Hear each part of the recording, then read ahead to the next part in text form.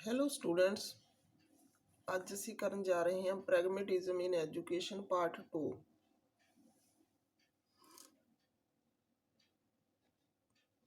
ਇਹਦੇ ਵਿੱਚ ਅਸੀਂ ਦੋ ਕਨਸੈਪਟ ਕਰਾਂਗੇ, pragmatism and curriculum, pragmatism and methods of teaching.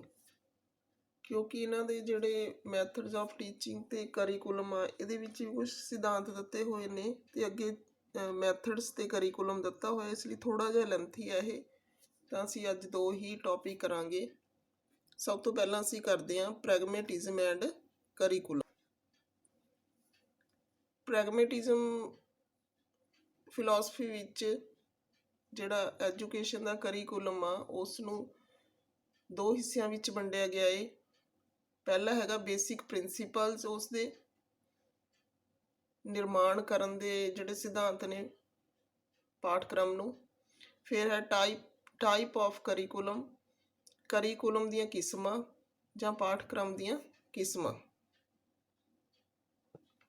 ਪਹਿਲਾਂ ਸਾਡੇ ਕੋਲ ਪ੍ਰਿੰਸੀਪਲਸ ਨੇ ਕਿ ਇਹਨਾਂ ਦੇ ਬੇਸ ਦੇ ਉੱਤੇ ਜਿਹੜਾ ਸਿਲੇਬਸ ਜਿਹੜਾ ਪਾਠਕ੍ਰਮ ਆ ਹੋਣਾ ਚਾਹੀਦਾ ਹੈ। ਪਹਿਲੇ ਨੰਬਰ 'ਤੇ ਹੈਗਾ ਪ੍ਰਿੰਸੀਪਲ ਆਫ ਯੂਟਿਲਿਟੀ, ਉਪਯੋਗਤਾ ਦਾ ਸਿਧਾਂਤ। ਤਾਂ ਇਹ ਕਹਿੰਦੇ ਨੇ ਕਿ ਜਿਹੜਾ ਵੀ ਪਾਠਕ੍ਰਮ ਬੱਚੇ ਨੂੰ ਪੜ੍ਹਾਉਣਾ ਹੈ, ਸਿੱਖਿਆ ਦਾ ਪਾਠਕ੍ਰਮ ਆ ਜਿਹੜਾ, ਉਹ ਉਪਯੋਗੀ ਹੋਣਾ ਚਾਹੀਦਾ ਹੈ।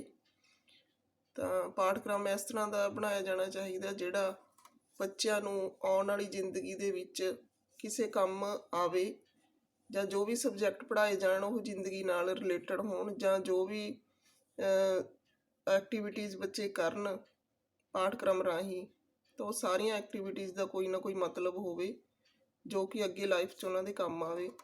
ਫਿਰ ਹੈ ਪ੍ਰਿੰਸੀਪਲ ਆਫ ਐਕਸਪੀਰੀਅੰਸ। ਤਾਂ ਪਾਠਕ੍ਰਮ ਇਸ ਤਰ੍ਹਾਂ ਦਾ ਹੋਣਾ ਚਾਹੀਦਾ ਜਿਹੜਾ ਸਾਨੂੰ ਤਜਰਬੇ ਦੇਵੇ। ਇਸ ਤਰ੍ਹਾਂ ਦੀਆਂ ਉਹਦੇ ਵਿੱਚ ਕਿਰਿਆਵਾਂ ਸ਼ਾਮਲ ਹੋਣੀਆਂ ਚਾਹੀਦੀਆਂ ਨੇ ਜੋ ਐਕਸਪੀਰੀਅੰਸ ਦਿੰਦੀਆਂ ਹੋਣ। ਤਾਂ ਇਸ ਤਰ੍ਹਾਂ ਨਾਲ ਇਹਨਾਂ ਨੇ ਇਹ ਵੀ ਬੇਸ ਦਾ ਪ੍ਰਿੰਸੀਪਲ ਰੱਖਿਆ ਕਿ ਐਕਸਪੀਰੀਅੰਸ ਬੇਸਡ ਜਿਹੜਾ ਇਹ ਕਰਿਕੂਲਮ ਹੋਣਾ ਚਾਹੀਦਾ ਹੈ।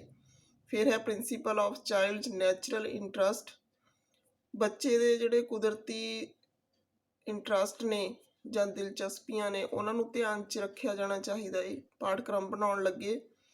ਤਾਂ ਇਹਦਾ ਹਿਸਾਬ ਇਹ ਹੈ ਕਿ ਸਾਈਕੋਲੋਜੀ ਹੈ ਜਿਹੜੀ ਬੱਚਿਆਂ ਦੀ, ਉਹ ਧਿਆਨ 'ਚ ਰੱਖੀ ਜਾਣੀ ਚਾਹੀਦੀ ਹੈ। ਮੈਂਟਲ ਏਜ ਦੇ ਅਕੋਰਡਿੰਗ ਆ ਜਿਹੜਾ ਉਹ ਕਰਿਕੂਲਮ ਹੋਣਾ ਚਾਹੀਦਾ ਹੈ। ਅਤੇ ਪਾਠਕ੍ਰਮ ਦੇ ਵਿੱਚ ਇਸ ਤਰ੍ਹਾਂ ਦੇ ਵਿਸ਼ੇ ਸ਼ਾਮਿਲ ਕੀਤੇ ਜਾਣੇ ਚਾਹੀਦੇ ਨੇ ਜੋ ਉਹਨਾਂ ਨੂੰ ਉਹਨਾਂ ਦੀ ਏਜ ਮੁਤਾਬਕ ਅੱਗੇ ਡਿਵੈਲਪ ਕਰਨ।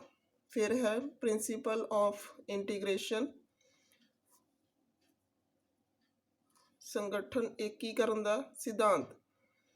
ਤਾਂ ਏਕੀਕਰਨ ਦਾ ਮਤਲਬ ਇੱਥੇ ਇਹ ਆ ਕਿ ਅਲੱਗ-ਅਲੱਗ ਵਿਸ਼ੇ ਪੜ੍ਹਾਏ ਜਾਣੇ ਚਾਹੀਦੇ ਨੇ ਪਾਠਕ੍ਰਮ ਦੇ ਵਿੱਚ, ਅਤੇ ਉਹ ਸਾਰਿਆਂ ਦਾ ਤਾਲਮੇਲ ਬਿਠਾ ਕੇ ਜਿਹੜਾ ਇੰਟੀਗ੍ਰੇਟ ਕਰਕੇ ਉਹਨਾਂ ਨੂੰ ਆਪਸ 'ਚ ਇਸ ਢੰਗ ਨਾਲ ਪੜ੍ਹਾਏ ਜਾਣੇ ਚਾਹੀਦੇ ਨੇ ਕਿ ਸਾਰੇ ਆਪਸ ਦੇ ਵਿੱਚ ਰਿਲੇਟ ਹੋਣ ਅਤੇ ਇੱਕ ਦੂਜੇ ਨੂੰ ਪ੍ਰਭਾਵਿਤ ਕਰਨ।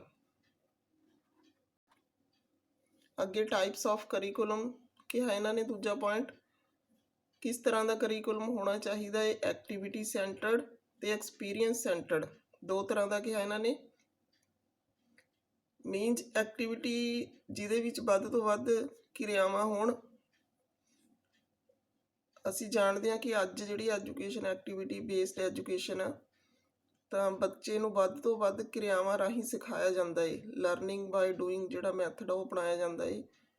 ਤਾਂ ਐਕਟੀਵਿਟੀਜ਼ ਨੂੰ ਇਹਨਾਂ ਨੇ ਬਹੁਤ ਜ਼ਿਆਦਾ ਮਹੱਤਵ ਦਿੱਤਾ ਹੈ ਕਰਿਕੂਲਮ ਦੇ ਵਿੱਚ। ਤਾਂ ਜਿਹੜਾ ਵੀ ਪਾਠਕ੍ਰਮ ਆ, ਜੋ ਵੀ ਵਿਸ਼ਾ ਵਸਤੂ ਆ, ਉਸ ਦੇ ਵਿੱਚ ਐਕਟੀਵਿਟੀ ਸ਼ਾਮਿਲ ਕੀਤੀਆਂ ਜਾਣੀਆਂ ਚਾਹੀਦੀਆਂ ਨੇ। ਫਿਰ ਹੈ ਐਕਸਪੀਰੀਅੰਸ, ਤਾਂ ਗਰੁੱਪ ਲਰਨਿੰਗ ਜਿਹਦੇ ਵਿੱਚ ਬੱਚੇ ਤਰ੍ਹਾਂ ਤਰ੍ਹਾਂ ਦੇ ਐਕਸਪੀਰੀਅੰਸ ਲੈਣ ਤਾਂ ਕਿ ਆਉਣ ਵਾਲੀ ਜ਼ਿੰਦਗੀ ਦੇ ਵਿੱਚ ਉਹ ਤਜਰਬਿਆਂ ਤੋਂ ਸਿੱਖ ਸਕਣ ਅਤੇ ਆਪਣੀਆਂ ਪ੍ਰੋਬਲਮਸ ਨੂੰ ਸੋਲਵ ਕਰਦੇ ਹੋ ਸਕਣ। ਤਾਂ ਇਸ ਤਰ੍ਹਾਂ ਨਾਲ ਇਹਨਾਂ ਨੇ ਟਾਈਪ ਆਫ ਕਰਿਕੂਲਮ ਦੇ ਵਿੱਚ ਦੋ ਤਰ੍ਹਾਂ ਦੀਆਂ ਟਾਈਪਸ ਦਿੱਤੀਆਂ ਨੇ। ਸਾਡਾ ਅਗਲਾ ਪੁਆਇੰਟ ਆ ਪ੍ਰੈਗਮੈਟਿਜ਼ਮ ਐਂਡ ਮੈਥਡਸ ਆਫ ਟੀਚਿੰਗ।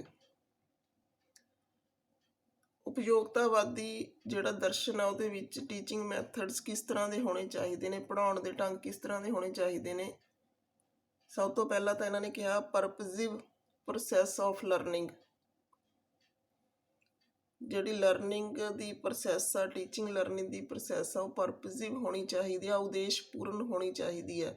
ਤਾਂ ਜੋ ਵੀ ਅਸੀਂ ਟੀਚਿੰਗ ਮੈਥਡ ਯੂਜ਼ ਕਰਦੇ ਹਾਂ ਉਹ ਉਦੇਸ਼ ਭਰਪੂਰ ਹੋਣੇ ਚਾਹੀਦੇ ਨੇ, ਤਾਂ ਕਿ ਬੱਚੇ ਉਹਨਾਂ ਤੋਂ ਕੁਝ ਸਿੱਖ ਸਕਣ ਅਤੇ ਉਹਨਾਂ ਦੀ ਗਰੋਥ ਆ ਜਿਹੜੀ ਉਹ ਹੋ ਸਕੇ।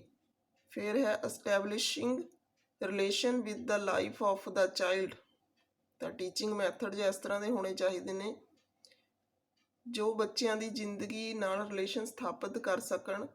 ਤਾਂ ਅਸੀਂ ਇਸ ਤਰ੍ਹਾਂ ਦੇ, ਜਿਵੇਂ ਅਸੀਂ ਕਹਿੰਦੇ ਕਿ curriculum activity based, experience based ਹੋਣਾ ਚਾਹੀਦਾ ਹੈ, ਤਾਂ ਉਹਦੇ ਲਈ ਟੀਚਿੰਗ ਮੈਥਡਸ ਨੇ ਜਿਹੜੇ ਉਸ ਤਰ੍ਹਾਂ ਦੇ ਹੀ ਅਪਣਾਉਣੇ ਨੇ, ਤਾਂ ਕਿ ਬੱਚੇ ਐਕਟੀਵਿਟੀਜ਼ ਅਤੇ ਐਕਸਪੀਰੀਅੰਸ ਰਾਹੀਂ ਸਿੱਖ ਸਕਣ। ਤਾਂ ਇਹਦੇ ਵਿੱਚ ਅਸੀਂ ਕਹਿ ਸਕਦੇ ਹਾਂ ਕਿ ਅਸੀਂ ਐਕਸਪੈਰੀਮੈਂਟਲ ਮੈਥਡ ਅਪਣਾ ਸਕਦੇ ਹਾਂ, ਪ੍ਰਯੋਗ ਵਿਧੀ ਕਹਿੰਦੇ ਹਾਂ ਜਿਹਨੂੰ ਅਸੀਂ। ਤਾਂ ਇਸ ਤੋਂ ਇਲਾਵਾ group method, group discussion, debate, ਇਸ ਤਰ੍ਹਾਂ ਦੇ ਮੈਥਡ ਨੇ ਜਿਹੜੇ ਅਸੀਂ ਬੱਚਿਆਂ ਨੂੰ ਕਰਵਾ ਸਕਦੇ ਹਾਂ, ਤਾਂ ਕਿ ਉਹ ਜਿਹੜੇ ਲਾਈਫ ਦੇ ਚੈਲੰਜ ਨੇ ਉਹਨਾਂ ਦੇ ਵਿੱਚ ਉਹ ਖੜ੍ਹੇ ਹੋਣਾ ਸਿੱਖ ਜਾਣ ਅਤੇ ਅੱਗੇ ਜਿਹੜਾ ਉਹ ਹੱਲ ਕੱਢਣਾ ਸਿੱਖ ਜਾਣ ਉਹਨਾਂ ਦਾ। ਲਰਨਿੰਗ ਬਾਏ ਡੂਇੰਗ ਮੈਥਡ, ਇਹ ਵੀ ਐਕਟੀਵਿਟੀ ਬੇਸਡ ਮੈਥਡ ਆ, ਕਰ ਕਰਕੇ ਸਿੱਖਣਾ। ਤਾਂ ਇਸ ਤਰ੍ਹਾਂ ਦੇ ਜਿਹੜੇ ਐਕਟਿਵ ਲਰਨਿੰਗ ਆ ਜਿਹੜੀ ਕਲਾਸਰੂਮ ਦੇ ਵਿੱਚ ਹੋਣੀ ਚਾਹੀਦੀ ਹੈ। ਫਿਰ ਹੈ ਇੰਟੀਗ੍ਰੇਸ਼ਨ ਆਫ ਆਲ ਸਬਜੈਕਟਸ, ਸਾਰੇ ਸਬਜੈਕਟਾਂ ਨੂੰ ਇੰਟੀਗ੍ਰੇਟ ਕਰਕੇ ਪੜ੍ਹਾਉਣ ਦੀ ਵਿਧੀ ਹੋਣੀ ਚਾਹੀਦੀ ਹੈ। ਫਿਰ ਹੈ ਪ੍ਰੋਜੈਕਟ ਮੈਥਡ, ਬੱਚਿਆਂ ਨੂੰ ਪ੍ਰੋਜੈਕਟ ਦੇ ਕੇ ਉਸ ਨੂੰ ਸੋਲਵ ਕਰਨ ਲਈ ਕਹਿਣਾ ਚਾਹੀਦਾ ਹੈ, ਤਾਂ ਪ੍ਰੋਜੈਕਟ ਵਿਧੀ ਅਪਣਾਉਣੀ ਚਾਹੀਦੀ ਹੈ। ਫਿਰ ਹੈ ਐਕਸਪੈਰੀਮੈਂਟਲ ਮੈਥਡ, ਬੱਚਿਆਂ ਨੂੰ ਪ੍ਰਯੋਗ ਕਰਕੇ ਸਿਖਾਉਣਾ ਚਾਹੀਦਾ ਹੈ।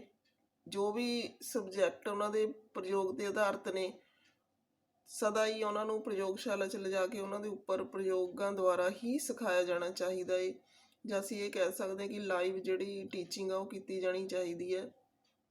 ਤਾਂ ਇਹਦੇ ਵਿੱਚ ਜੇਕਰ ਤੁਸੀਂ ਕੋਈ ਵੀ ਬੱਚਿਆਂ ਨੂੰ ਡਾਇਗਰਾਮ ਦਿਖਾ ਰਹੇ ਹੋ, ਜਾਂ ਜਿਵੇਂ ਤੁਸੀਂ ਸਪੋਜ਼ ਕਰੋ ਤਾਜ ਮਹਿਲ ਦਾ ਉਹ ਕਰਨਾ ਹੈ, ਦਿਖਾਉਣਾ ਹੈ, ਤਾਂ ਤਾਜ ਮਹਿਲ ਕੋਲ ਲੈ ਕੇ ਜਾਣ ਦੇ ਵਿੱਚ ਜਿਹੜਾ ਉਹ ਜ਼ਿਆਦਾ ਬੈਨੀਫਿਟ ਆ ਕਿ ਓਰੀਜਨਲ 'ਚ ਤਾਜ ਮਹਿਲ ਦਿਖਾਇਆ ਜਾਵੇ। ਜਾਂ ਕਿਸੇ ਪੌਦੇ ਬਾਰੇ ਜਾਣਕਾਰੀ ਦੇਣੀ ਚਾਹੁੰਦੇ ਹੋ ਤਾਂ ਉਸ ਪੌਦੇ ਨੂੰ ਲਾਈਵ ਦਿਖਾਇਆ ਜਾਵੇ ਜਾਂ ਉਸ ਪੌਦੇ ਕੋਲ ਲਿਜਾਇਆ ਜਾਵੇ, ਤਾਂ ਕਿ ਬੱਚੇ ਸਹੀ ਸਿੱਖ ਸਕਣ। ਤਾਂ ਇਹ ਸੀਗੇ ਇਹਨਾਂ ਦੇ ਮੈਥਡਸ ਆਫ ਟੀਚਿੰਗ ਅਤੇ ਕਰੀਕੂਲਮ। ਓਕੇ, ਅੱਜ ਲਈ ਇੰਨਾ ਹੀ ਕਾਫੀ। ਅਗਲੀ ਵੀਡੀਓ ਫਿਰ ਮਿਲਾਂਗੇ ਨੈਕਸਟ ਪਾਰਟ ਦੇ ਨਾਲ, ਪ੍ਰੈਗਮੈਟਿਜ਼ਮ ਦੇ ਨਾਲ। ਤਾਂ ਅੱਜ ਤੁਸੀਂ ਇੰਨਾ ਹੀ ਕਰਨਾ ਹੈ। Okay, thanks.